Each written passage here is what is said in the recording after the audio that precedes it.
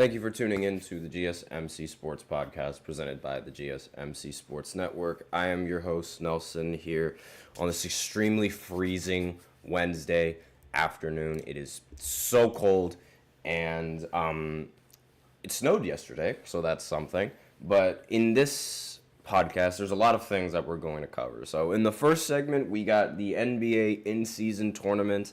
The quarterfinals have finally been set after the last stage of the group play. And so we're going to talk about who made it, and we're going to talk about why they made it, this, that, and the other, everything that you guys need to know. And then in the second segment, we're going to be talking about Joe Burrow possibly having the worst season of any quarterback in the history of quarterbacks. So we're just going to talk about that just a little bit. And then in the third segment, we are going to go over to MLB news, which is something that I did say I wanted to do, because there's this new rule that is being talked about that I think is probably one of the worst rules ever established. Like, if they end up putting it in the game of Major League Baseball, and I do want to talk about that in the third segment. And then in the fourth segment, we are going to talk about the Golden State Warriors finally hitting their slump, because a lot of people, and the Warriors themselves, they were not anticipating or expecting that they would be able to continuously play as well as they've been playing in the beginning of the year. And right now we're sort of seeing the decline in production and the decline in wins coming in from Golden State. So we're going to talk about that in the fourth segment. We also have a special fifth segment at the end of the fourth segment, so be sure to stay tuned for that if you guys are interested. Before I begin, I would like to remind everybody that we love to hear what you guys have to say during the show, whether it be a hot take, whether it be a burning question, or something you're dying to share. We're all ears. And if you really want your comment and or question to get noticed, then I recommend using Super Chat. You just click on the $ below the chat box, and you can send in your comments and or donations that way. Or you can use the link displayed below the ticker on every single show segment. And the same thing will happen regardless of what you do. It'll really help the show. It'll make it much more interactive between myself and you guys. So let's go right ahead. So in-season tournament group play is officially over. We have the Eastern Conference teams that are expected to play in the in-season tournament. So I'm just going to go ahead and pull up the let me pull up the slideshow. Give me 1 second. There we go. Well, not really a slide, but the website, because for some reason I couldn't find I couldn't find the actual graphic of like how the tournament is structured, but regardless, that's whatever. So as you could see, out of nowhere, the Milwaukee Bucks are the number one team in the entirety of the Eastern Conference. Darvin Ham is still undefeated in the in-season tournament, by the way, which is really, it's unbelievable to think about, but at the same time, it's a little bit, it's whatever, right? And the Knicks, they're also 4-0. The reason why the Bucks are ranked higher than them is because the tiebreaker is point differential, and even if they were similar in point differential, the Bucks scored more points. So there wouldn't really be any sort of debate on whether or not, on who is supposed to be up here and who is supposed to be in the 1 seed and the 2 seed. So then in the third, and by the way, that would mean that the New York Knicks, they ended up winning last night against Orlando, so I ended up getting that prediction right. Spoiler alert. And the Hawks, they ended up going 3-1, and they had a plus 15. Now, I know what you guys are probably thinking. Why did the Hawks end up winning this the third seed as opposed to the Orlando Magic, when the Orlando Magic have a much better point differential than the Atlanta Hawks? And the reasoning for that is because, let me pull up the other slide. Give me 1 second. If it'll pull up, there we go. Now you can see that the Hawks, they're grouped up with all of these teams. And none of these teams were able to make the cut because the the winner, the players, well, not the players, the teams that determine the spots, the top spots in the in-season tournament are the winners of each group. And so the Hawks, they just had a much better record than everyone else in this group. And everyone else in this group, every other team in this group, just was not able to compete with the point differential and the record of the Orlando Magic. So that's the reason why or the Orlando Magic is in the postseason, despite and why no, this is why the Hawks are at number 3 and the Orlando Magic are at number 4, despite the Orlando Magic having a much better point differential in the tiebreaker. Because as you can see, compared to every other team that was fighting for a wild card, they have the record and they have the better point differential, which is why they hold the wild card spot. And that's just, a little bit of an explainer how it works. Now, the Celtics, obviously, they end up what's really surprising to me is how, like, at the end of the day, the Atlanta Hawks, they ended up clinching this spot as opposed to the Celtics, despite the Celtics having a better point differential. But it's probably because the Atlanta Hawks, they ended up beating the Celtics. So that's probably why they ended up getting in there as opposed to not getting in there. But that is it's a little bit interesting. I do got to say that definitely is a little bit interesting.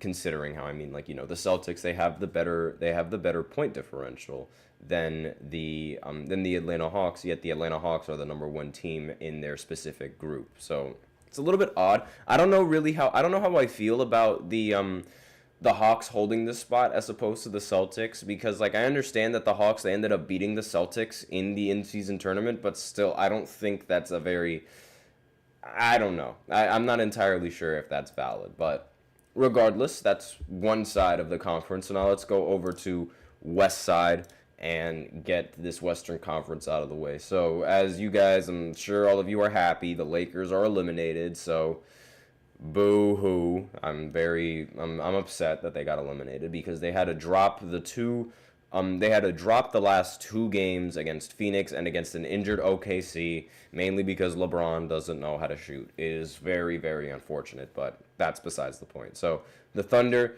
they clinch the number 1 spot with, obviously having a much better point differential than every other team, aside from the Dallas Mavericks, as well as the tiebreaker that they got between the Houston Rockets. So that puts them in number 1, even though it doesn't really matter because that's usually how it works. Houston, they end up going in the 2nd spot. Houston has been a very pleasant surprise this year.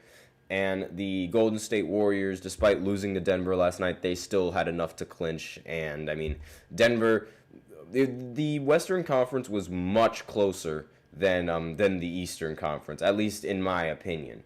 Because it's we didn't know exactly who was going to, which team was going to make it in until the very last day for the Western Conference, where in the Eastern Conference, it was only okay, I'm not sure about 2 teams, but the Western Conference had way more possibilities and way more outcomes. And then the Dallas Mavericks, they host a wild card spot, and they have the best point differential out of everybody in the entirety of the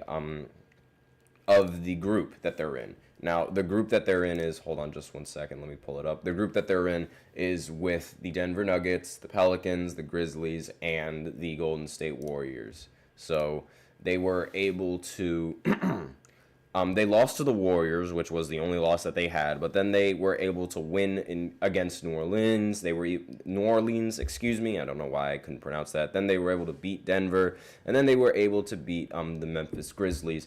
And because they have literally the big difference between the Dallas Mavericks and everyone else in their group play, aside from the Golden State Warriors, is the team record. Because everybody else that's on every other team that's in Group C, the Grizzlies, the Pelicans, and the Denver Nuggets. Hold on just one second. You can see that the Denver Nuggets, they're 2-2, so they don't have the record. The Grizzlies, they're 1-3, so they also don't have the record. And then the Pelicans are also 1-3, which they don't have the record, which is why the Dallas Mavericks are up here. Phoenix, They do not get chosen for this, mainly because because of the point differential being so wide. I mean, the Dallas Mavericks, they completely dominated in the point differential throughout the entirety of the in-season tournament. And the Phoenix Suns, they were really close. They were close, but unfortunately they had to drop that game against OKC, which ultimately ended up bringing them down here, which is unfortunate. The Clippers surprisingly performed better than the Lakers in the in-season tournament. The Lakers, they ended with a negative point differential. Meanwhile, the Clippers ended with a positive point differential. And it was just like, oh, that's disgusting to think about. That's gross to think about, at least in my opinion. But the Lakers, they do not deserve a spot in the in-season tournament because of how this went. So the way that the seedings are going, obviously the number one seed is going to play the team that has the Eastern Conference or the Western Conference wild card. So OKC is going up against Dallas, Milwaukee is going up against Orlando, and then in the 2 and the 3 seed are going to match up against each other as well. And it should also be noted that the Pacers, they ended up making it to the in-season tournament finals last year, but this year they have been unable to win a single game in the in-season tournament games. And a single, it was bad. It was really bad for them. Look at that point differential and look at that record. That is absolutely disgusting. And I'm surprised no one's really talking about it that much. I don't know what happened to Tyrese Halliburton. And, speaking of Tyrese Halliburton, notice how Tyrese Halliburton's team is 0-4, but Trae Young's team is 3-1. It's almost as if Trae Young is a better point guard than him. But I digress. So, as I was saying, the 2 and the 3 spot, they're going to play against each other. And, obviously, we know the Lakers, they did not make it. So, let's get into predictions. Why not? Let's see. Who do we think is going to make it to the semifinals? I am going to put my money on the New York Knicks. Now, if the New York Knicks win this whole thing, then most likely that everyone is going to clown them because it's like, oh, this is the only championship that the Knicks are able to win. Oh my God, or something like that. And then I'm going to just go with the Milwaukee Bucks. I don't think that the Orlando Magic are going to be able to beat them, at least with how the Bucks have been playing right now. I have a lot of faith in Giannis. I have a lot of faith in that man. That guy can drop a 40-point triple-double in his sleep. And I don't know. I'm just going to go with the Bucks on this one. I'm going to go with my gut. I'm going to go with the Bucks. I would not mind being wrong whatsoever. And now for the Western Conference, OKC going up against Dallas. I really, really, really want to pick OKC, but I'm more concerned of the fact that they don't have Chet Holmgren and that the injuries are going to be a little bit too much.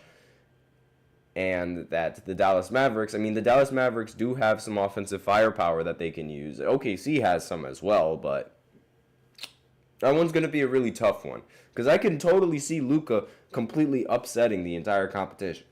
And then Houston going up against Golden State. I think Houston is going to end up winning in this matchup. I think the team is just better, and they're in a much better spot than the Golden State Warriors. I mean, you look at that point differential and how they've been able to dominate and win in practically every single game. I do understand that the Warriors, they were able to get the scoring done, but look at the Houston's defense. Like, the defense that they've been able to play on some of these teams. Granted, Portland is not really, I don't really think it should be considered a solid and decent team, compared to all the teams that they got to play in here. Still, Houston has proven to be a very good team in the Western Conference right now, so I would go with Houston in this one. But between the Thunder and the Dallas Mavericks, that one I'm not entirely sure. I think I'm going to have to sit on that a little bit, and I'll give that prediction at the end of the day when I finally make my decision, because it's really tough to figure out which one is going to make it. I genuinely do not know, but that's it for the first segment. So now we're going to go ahead and go into the second segment where I talk about Joe Burrow and his ridiculous season that he's having and how unfortunate it is. So I'll be right back after this short break. Be sure to stay tuned. I feel like I'm losing my mind. Is everybody in the world blind? Please, Lord, give me a sign, a sign. feel like I'm losing my mind. Is everybody in the world blind? Please, Lord, give me a sign, a sign. I wanna be the greatest. Everybody on the fake shit. I look around and feel like everybody is the fakest. I make this every day and I'm impatient, hoping one day I blow up from the basement. Statement, the top is so vacant. I don't hear shit that I think is amazing. Waiting for my day when I'm playing sold out shows for 1,000 faces. Hey, give me that crown, get in my way and to be put down. It ain't your place, all this my town. If I want that shit, then I'll get it right now. I'm losing it, the noose it fits, some losing shit, a stupid myth. You choose to live or choose to dip, you choose to fight or lose your grip and lose a gift. I feel like I'm losing my mind. Is everybody in the world blind? Please, Lord, give me a sign, a sign. I feel like I'm losing my mind. Is everybody in the world blind?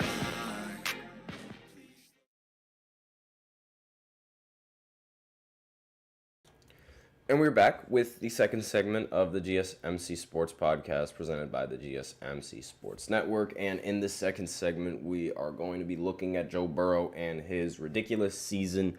Definitely one to remember for basically all of the wrong reasons. Now, before I begin, I would like to remind everybody that we love to hear what you guys have to say during the show, whether it be a hot take, whether it be a burning question, or something that you've just been dying to share. We're all ears. If you really want your comment and or question to get noticed, then I recommend using Super Chat. You click on the $ below the chat box, and you can send in your comments and or donations that way. They really help the show. They make it much more interactive between myself and you guys. Or you can use the link displayed below the ticker, gsmcpodcast.net, and you can send in your comments and or donations that way as well. They really help the show. They make it much more interactive between myself and you guys.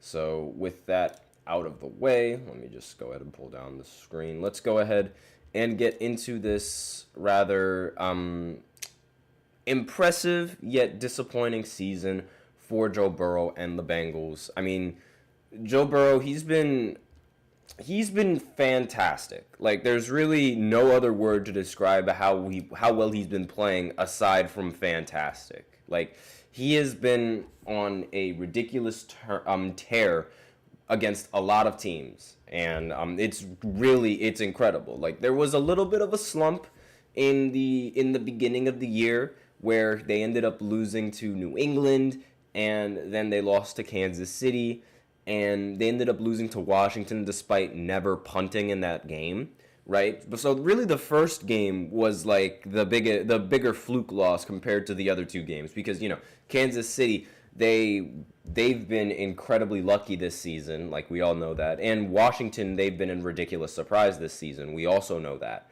But in most of the other games that were played in this season so far by the Bengals, they've been scoring a lot. Like, the Bengals, they've scored 30 points in like 5 or more games, I want to say, and in about all of those games they ended up losing. Like, he had a 38-33 loss against Washington because on third down, Jaden Daniels threw this ridiculous touchdown pass in the red zone, and I did not expect Washington to score on that final possession like that. I thought they were going to run it out and take a field goal, but they capitalized and they ended up scoring a touchdown, which was incredible. Then they lost to the Baltimore Ravens in overtime, 41-38. They lost to the Eagles, 37-17. They lost to the Ravens again, 35-34. The Chargers, 34-27. And then recently they lost to the Steelers, 44-38. Now, what does this mean? Their defense is absolutely atrocious. The Bengals are letting Joe Burrow down strictly because of his defense. Strictly because of their defense.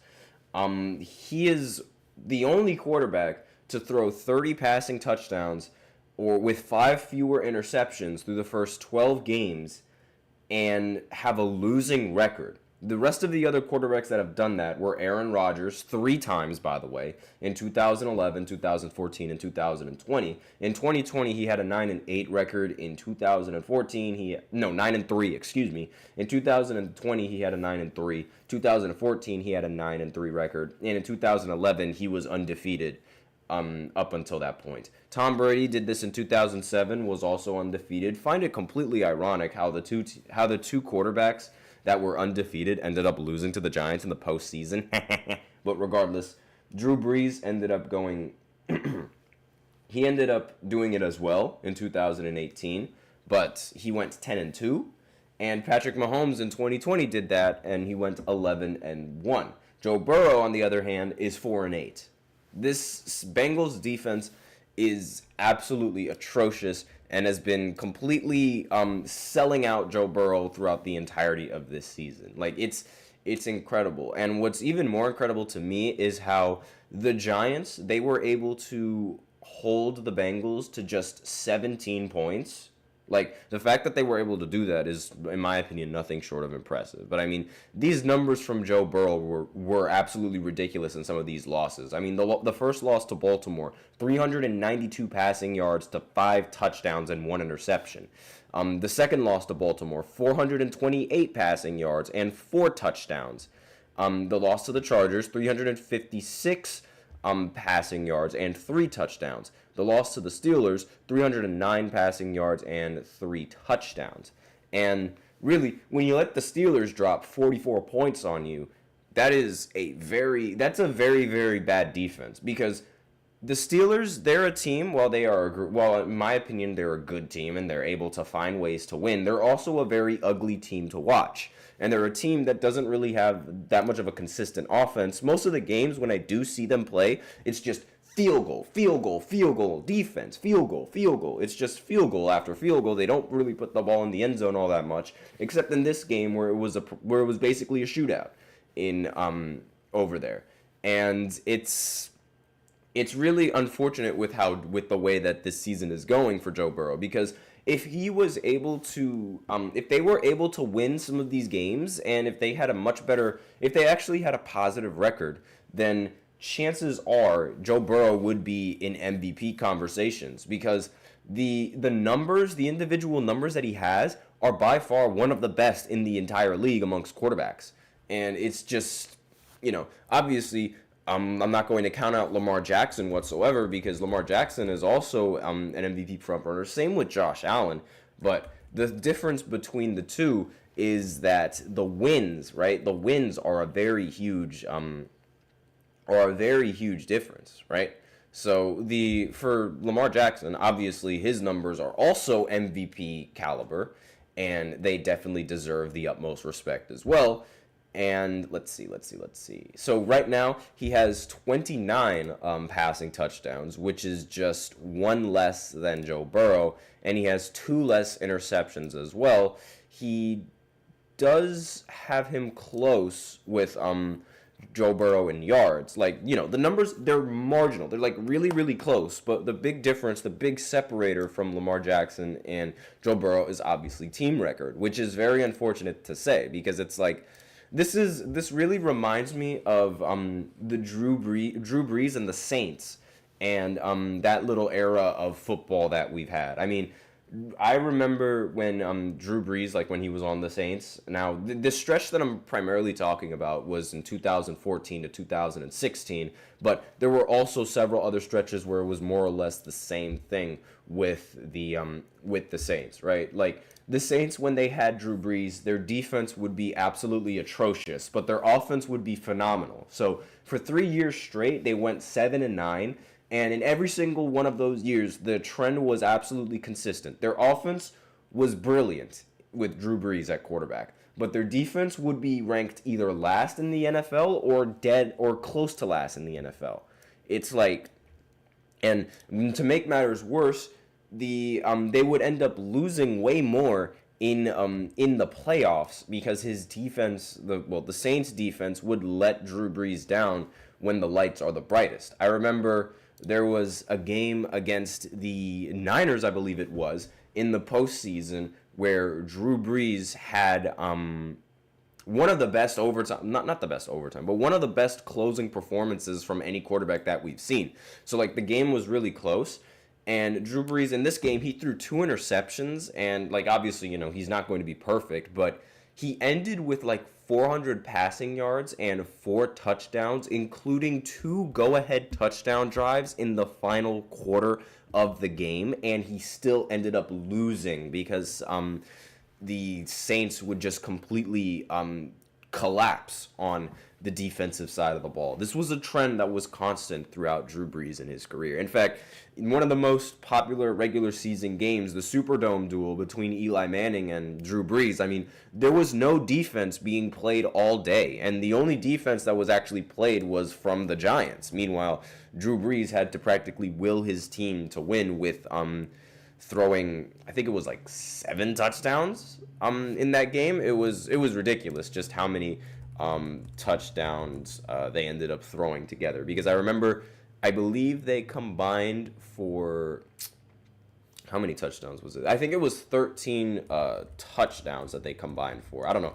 The game was a very long time ago, and let me see. I'm trying to like figure out exactly. Yeah, because like the final score of this game was absolutely ridiculous. It was video game numbers practically, the final score of this game. But I believe, yeah, he did end the game with 7 touchdowns, and he also ended the game with 2 interceptions, which was the defense that was being played in that game. But there was no defense being played all day from the Saints, and similar to how there's no defense being played like when Drew Brees was on there, this is really like a similar thing with Joe Burrow. Is he going to be the next Drew Brees going into the future? I don't know, but let me say, this Bengals defense is absolutely disgusting, and that's all that I really have. I just wanted to bring that to the attention, because like this is a phenomenal quarterback who's putting up phenomenal numbers, but is just unable to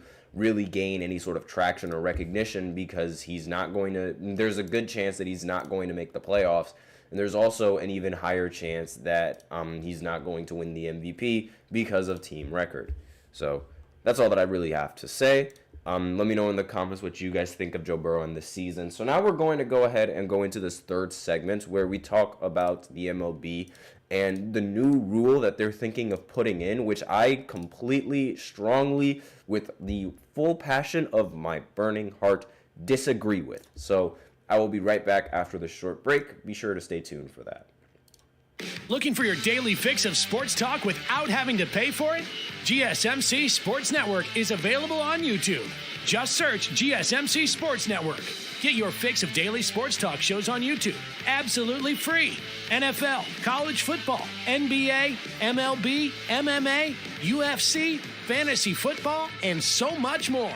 GSMC Sports Network has shows running all day long, with new sports shows starting every 2 hours. Just like on your favorite cable sports channel, except GSMC Sports Network is absolutely free. Just search GSMC Sports Network on YouTube to catch one of your new favorite shows, like the GSMC College Football Podcast, Chip Shot Football Podcast, Hoops and Heels Women's Sports Podcast, GSMC Basketball Podcast, and so many more. Check it out for yourself. GSMC Sports Network, now available on YouTube absolutely free. Search GSMC Sports Network on YouTube right now.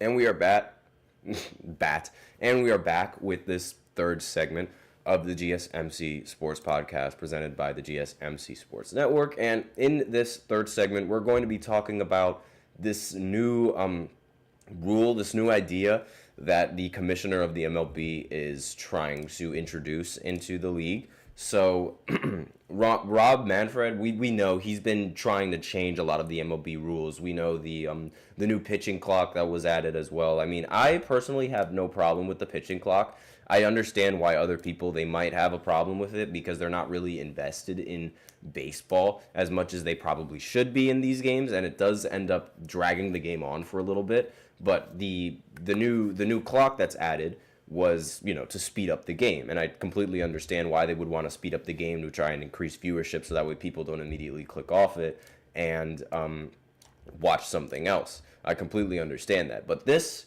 new rule, the golden at-bat rule, is just, I think it's an absolute travesty to MLB baseball. I think it is the worst rule ever presented, and we have no idea whether or not it's actually going to be in the MLB, but I really hope that it doesn't. So this, the conversation about this rule floated during, in October, on the Varsity podcast with John Urand. Forgive me if I completely botched that name. And a lot of people, they really, really did not like this rule. I did not like this rule either. So the idea of this rule is rather simple. So once in a game, like, we all know that the batters, they have a lineup, right? Like, usually you cannot swap out a player unless, like, you cannot swap out a batter whatsoever. You have the rule, the order of how these batters are going to line up on the plates, and you stick with it no matter what. It doesn't matter the situation, it doesn't matter the scenario. But here, the way that this golden at bat rule works is that each team is going to get a at-bat card, right? And it doesn't matter at what point in the game it is. So let's say Shohei Ohtani, he was at bat in, like, let's say he was third at bat, right? And then later on down the line, the game is getting really close, and you have this, for lack of a better term, a random who does not have a good batting average and is most likely not going to have a good home run average in the MLB compared to Shohei Ohtani, right? So the rule essentially says that the rule presented essentially gives a team the chance to swap out a batter for somebody else given the situation, right? So I think that is an absolutely terrible rule. I think that is such a bad rule in the MLB. Not only that, but this also completely, like, aside from the rule just not making any sense in my opinion whatsoever, this completely destroys the past records that were set in the MLB, right? So we already have Aaron Judge completely shattering records in the MLB right now in terms of batting average and in terms of home runs hit in a season, right? And throughout previous seasons, we've had several of those batters as well. Now, you add in this golden at bat rule. Now this gives someone like Aaron Judge more opportunities to go to the plate when he shouldn't even be at the plate without this rule. So that destroys records. But not only that, imagine if this rule was implemented and was, like, from the start. Imagine if this rule has been a thing since for a long time ago, before any of us were born, right? Imagine how many fewer championships a lot of these teams would end up having, because there were a lot of games where several batters that weren't really good at hitting home runs ended up winning the game for their team in the end. I remember my friend, actually, he brought this up. He was saying that the Mets in a World Series, they had this, I forget the name of him. Again, this was before I was even born, so I have no idea about any of those games, because, again, way before I was born. And the idea was that the player, he wasn't really that good at batting, but regardless, he ended up winning the game for the Mets in the end. So imagine if you had the golden at bat rule in play in that situation. You probably wouldn't have had that home run. And it's like, why even implement this rule? I do not like this rule at all. Like, this is just a way to try and, I understand this is just a way to try and attract viewers to try and watch baseball, because it's like this also puts a little bit more stress on the defense, because it's like maybe they have to deal with Shohei Ohtani on one bat, and then they got to deal with him again immediately after. Which really does not, I don't understand it. I really don't like it. It's bad.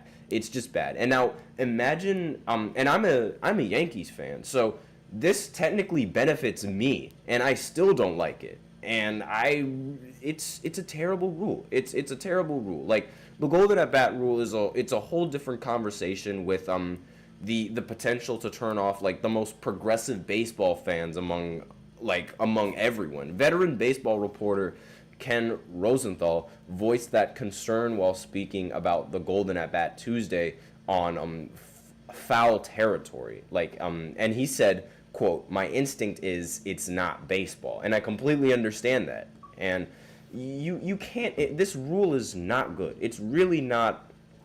It's really not it. And as far as the automated strike zone, Manfred said that 2 versions are under consideration. First consists of home plate umpire who wears an earpiece and just calls what the system tells them to call. Right now, again, this rule, it just makes my head hurt, because it's like all of these instances, it's really just to try and attract a lot more viewers, so that way they can see like Shohei Ohtani or Aaron Judge or Juan Soto, players like that end up getting to bat a little bit more. I don't like the rule at all. It could mess up a lot of it could mess up the future of some of these playoffs. And the biggest thing that I don't like about it is that it sort of takes away the spotlight from a player that's like supposed to be at bat. Like, imagine you are an MLB player who's trying to make a name for yourself, right? Imagine you are an MLB player that's trying to make a name for yourself, and you're not as popular as Aaron Judge. You're not as popular as any of these other big ball players and these big hitters in the MLB right now. And it's your turn to go up at bat, and you have a chance to win the game. Chances are that the coaches are going to pull you out and place in the better hitter, Shohei Ohtani or something like that, completely preventing you from making a good name for yourself, or like giving you a reputation of being a clutch hitter or a clutch performer. And I really don't like that at all, because a lot of people in the MLB are trying to make a name for themselves, and it's a very big league, and they're trying to and there's also minor leagues that those players are also trying to make it into the major leagues to make a name for themselves. And I'm Dominican, so I know a lot of Dominicans that go into the major leagues. They try to make a name for themselves, so that way they can make a good amount of money, and they can send that money back home to their family. That's usually what is done with most of the Dominicans, at least from my perspective and from the perspective of the rest of my family. That's usually what you do, and that's what my uncle would have done had he not gotten injured in his early career playing baseball. But that's really like one of my biggest concerns about this rule. I don't like how it's just going to it's just focused on star power. I really don't like that. But that's really all that I have. Let me know in the comments what you guys think of this new golden at bat rule. I think it's absolutely atrocious, but maybe you guys think it's like, ooh, that sounds cool or something like that. I'm sure most diehard MLB fans are going to agree with me and say that this rule is disgusting. But with that out of the way, I'm going to go into a break, and then we're going to talk about the Golden State Warriors and their little slump that they're in. So I'll be right back after this short break. Be sure to stay tuned.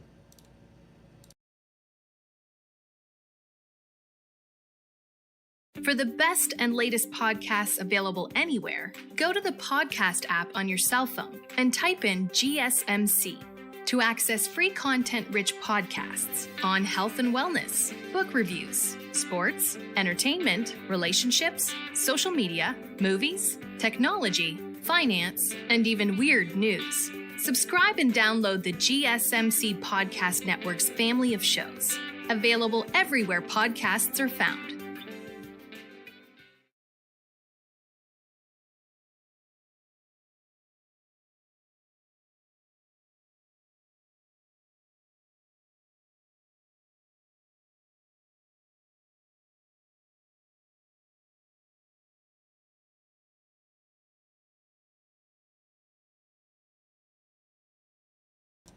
And we are back with the 4th segment of the GSMC Sports Podcast presented by the GSMC Sports Network. And in this 4th segment, we are going to be talking about the Golden State Warriors and their slump so far in this season. And how should I start this off?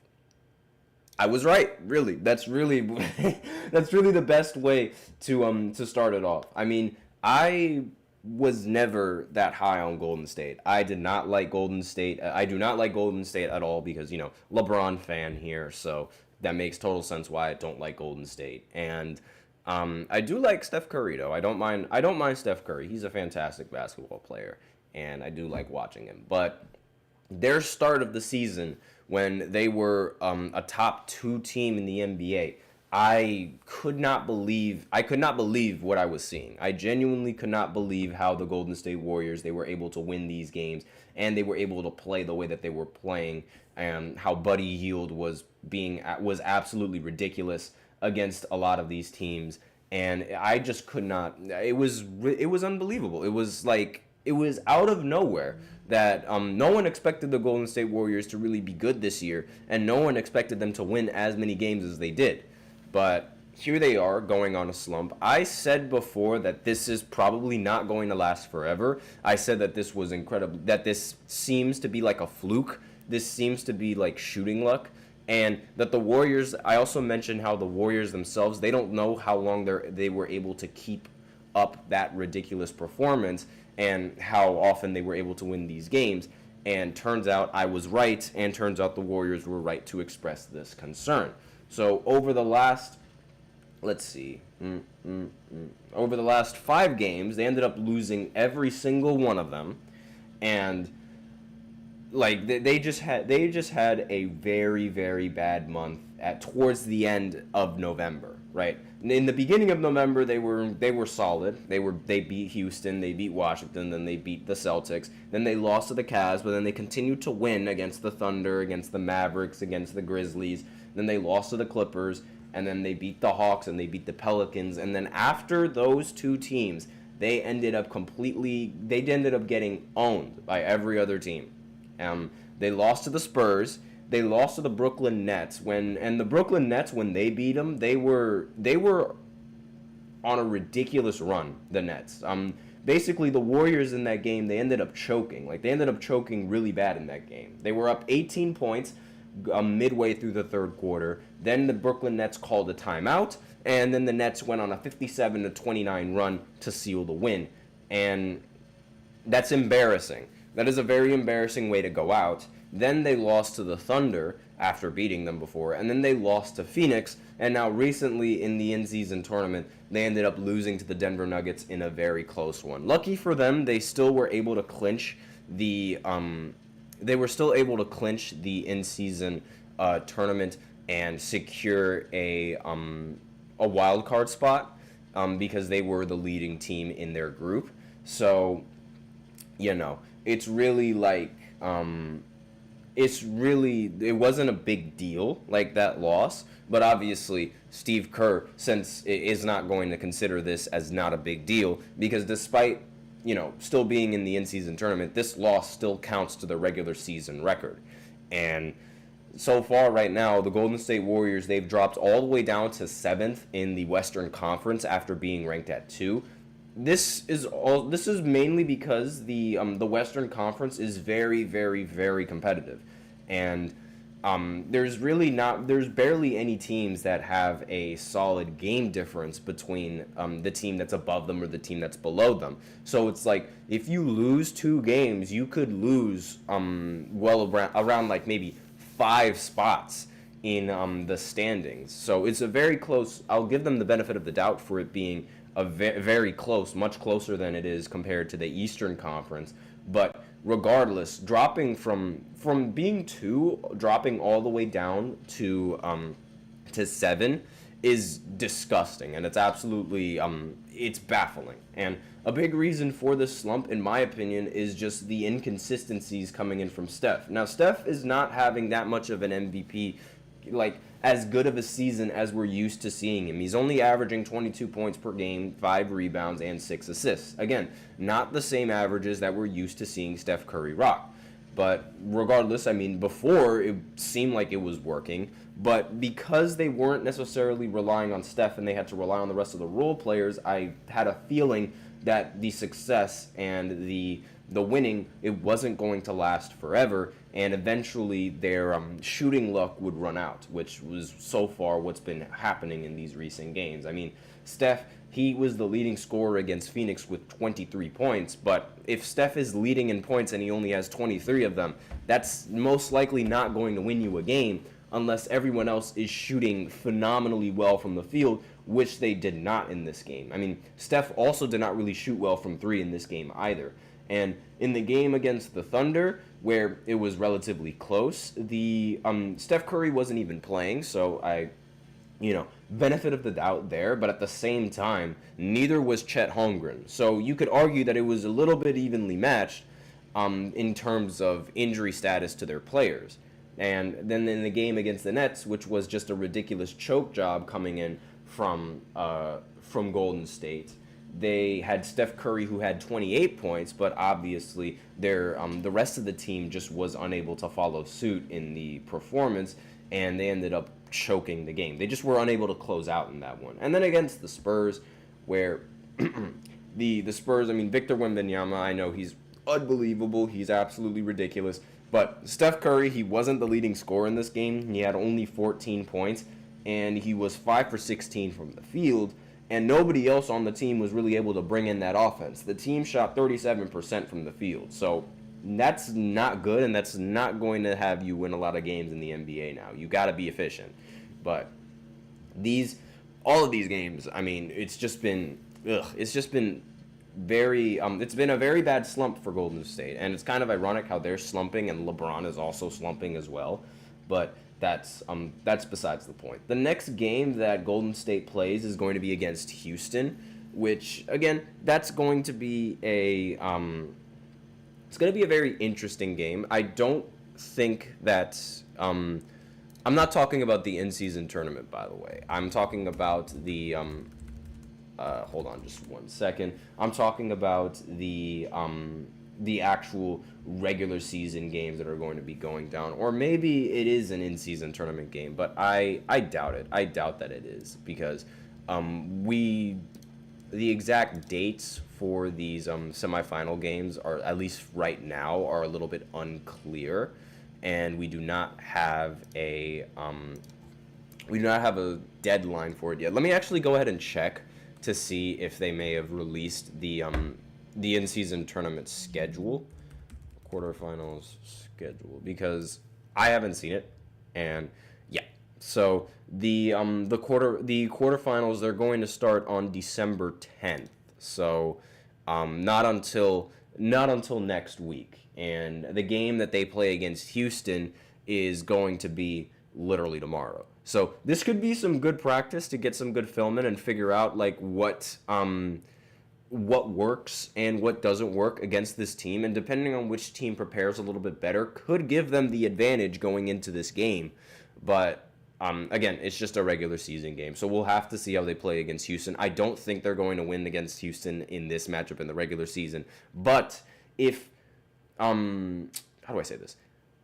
If they're able to prepare better against Houston with this loss under their belt, then they could beat them in the in-season tournament. They could beat them in the quarterfinal, because it's like, I mean, when you go up against the team and you end up losing to the team, one of the best things about losing is that you're able to learn from your mistakes, and that you're able to adapt to what you did wrong or what the other team was doing against you, and you're able to amend those mistakes, right? Like, you're able to make a difference in a game, because now you're like, okay, we lost because of this, I just don't have to do that, or we lost because I didn't do this, I just have to do that a little bit more. Like, you can definitely get way better in the film room just by going in there and paying attention to what you did wrong.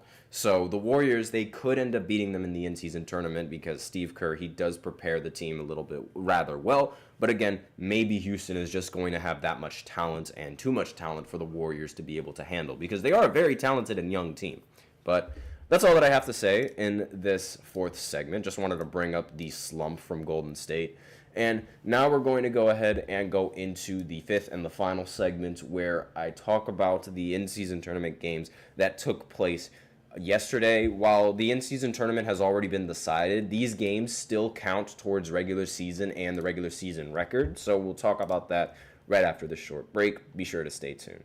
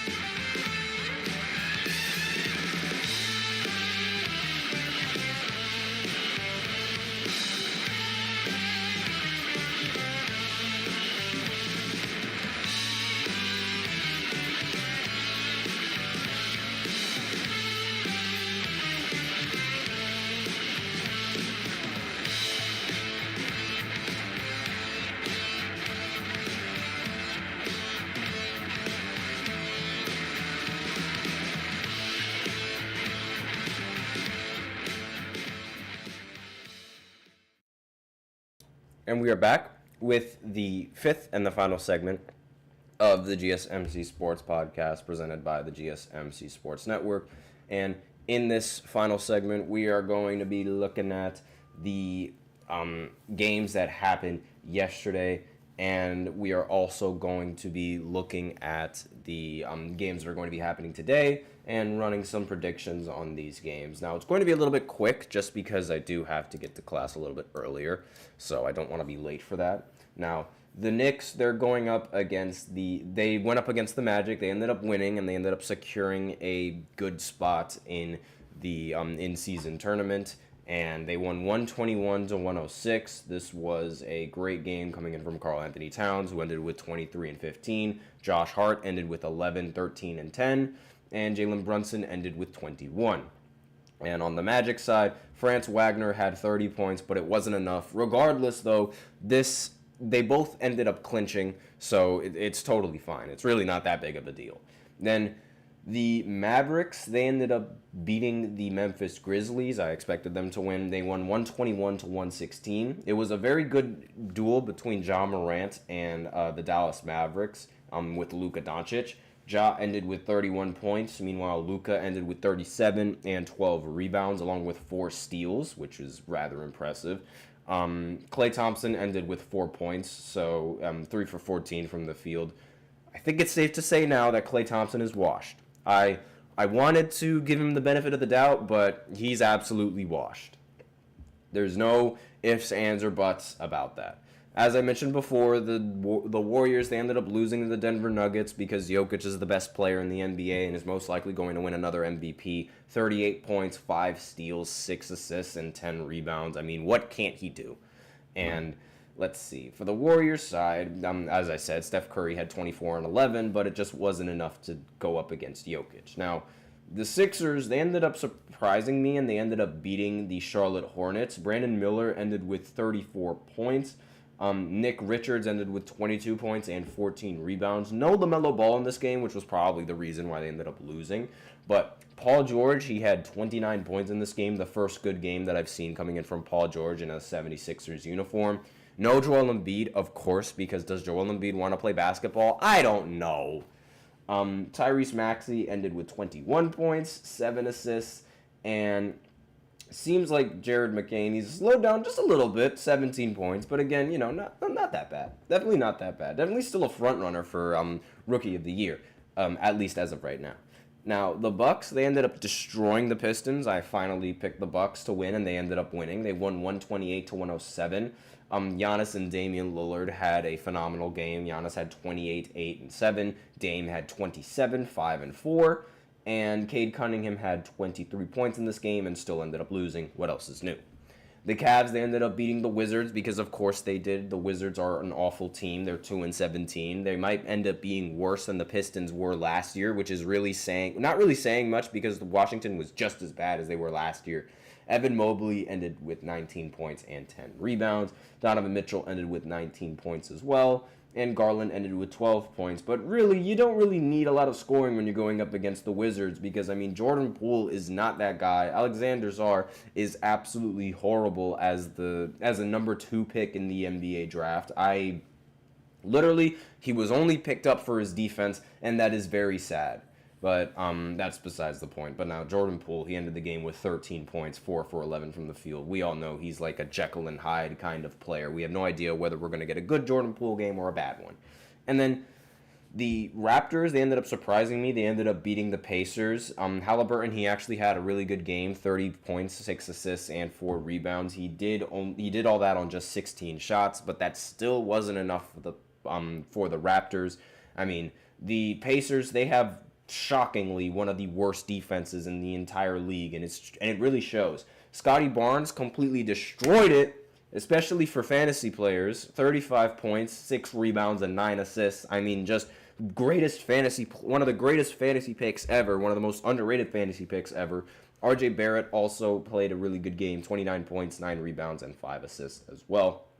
The Thunder, they ended up beating the Jazz because, of course, they did. The Jazz are also one of the worst teams in the NBA. SGA had 26, Jalen Williams had 28, And the Jazz, no one really had anything more than 17 points. So, yeah, just bad game coming in from the Jazz.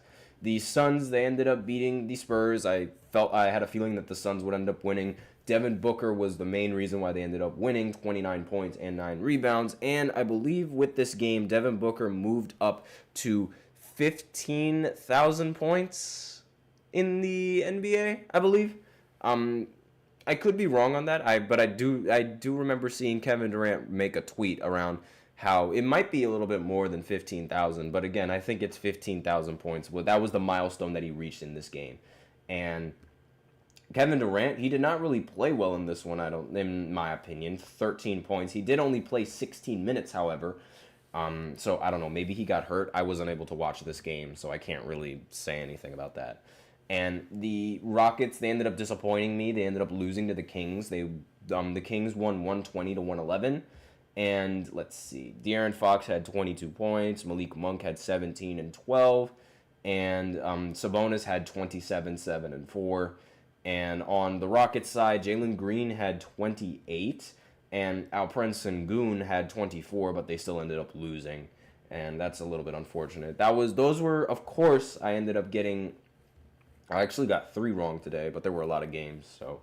But then the Clippers, they ended up winning. It seems like prime James Harden is making somewhat of a return. I don't know what it is, but he ended with 23 points and 7 assists.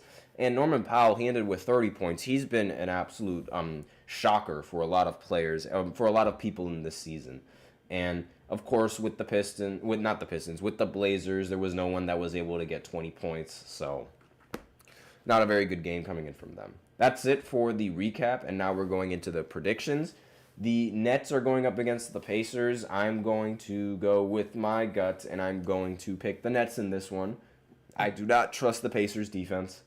And actually, you know what? Now that I think about it, the Pacers are probably going to win now just because I said that.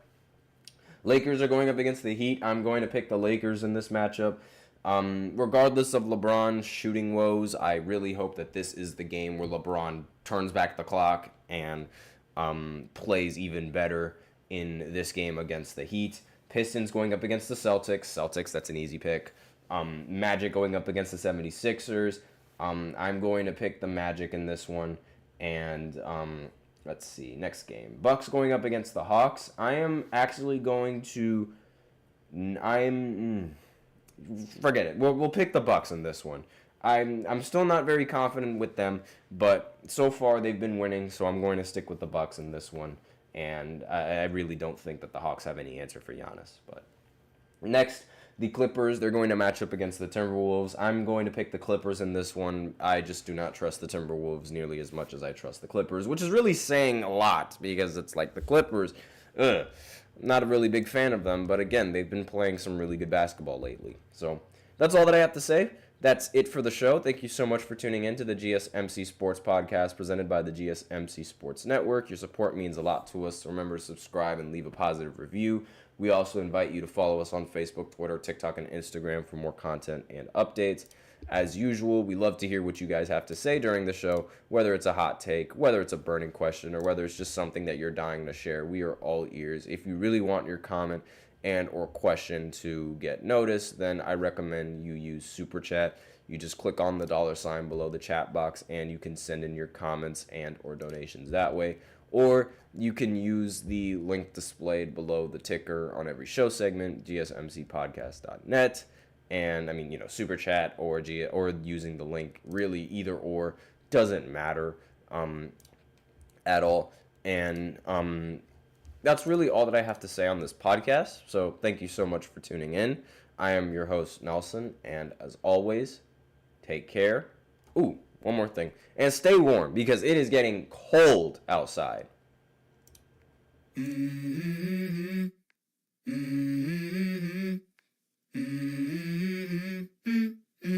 Let's go. I wake up to a little bit of drool on my pillow, feel like it's gonna be a bad day. Yeah, I'm tired.